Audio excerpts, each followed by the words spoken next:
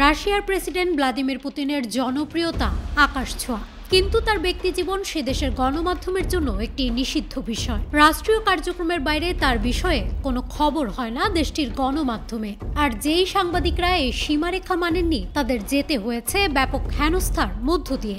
এমনই এক সাংবাদিক রোমান বাদানিন 2021 সালে তার বাড়িতে হঠাৎ অভিযান চালায় পুলিশ। ওয়ারেন্ট দেখিয়ে টানা 6 ঘন্টা তার বাড়ি তল্লাশি করেন।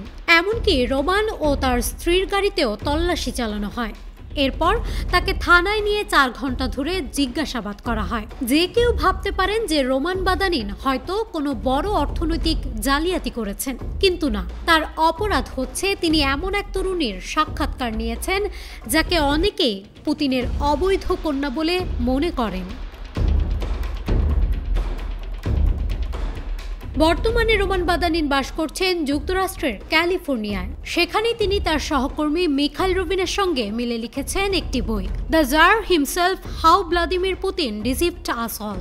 বইটিতে পুতিনের গোপন ব্যক্তিগত জীবন সম্পর্কে চাঞ্চল্যকর দাবি উপস্থাপন করা হয়েছে। সেখানে তিনি দাবি করেছেন, বাইরে রক্ষণশীল হলেও ভেতরে পুতিনের সঙ্গে অনেক নারীর ঘনিষ্ঠতা ছিল। বইতে বলা হয়, পুতিন সোভিয়েত পতনের পর নিয়মিত নাইট ক্লাবে যেতেন। 1999 সালে পুতিন রাশিয়ার প্রধানমন্ত্রী হন। তখন তার সম্পর্ক ছিল একটি দোকানের পরিচ্ছন্নতা কর্মী সোভেতলানা ক্রিভনিঘকের সঙ্গে। যদিও সোশ্যাল মিডিয়ায় অনেকে রোমানের এসব দাবিকে অতিরঞ্জিত বলে আখ্যায়িত করেছেন।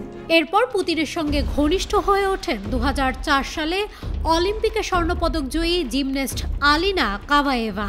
2006 সালে তাদের সম্পর্ক শুরু হয় বলে ধারণা করা হয়। 2008 সালে রাশিয়ার এক ট্যাবলয়েড সংবাদপত্র মস্কোভস্কি করেসপন্ডেন্ট প্রকাশ করে যে পুতিন ও আলিনা বিয়ে করতে যাচ্ছেন। সংবাদটি আন্তর্জাতিক আলোড়ন তোলে। এ সময় ইতালিতে এক সংবাদ সম্মেলনে পুতিন ক্ষুব্ধ প্রতিক্রিয়া জানিয়ে বলেন, মানুষ অন্যের ব্যক্তিগত জীবনে নাক গলাতে ভালোবাসে, এটা আমি ঘৃণা করি। নিউজ ডেস্ক, মানব জমিন।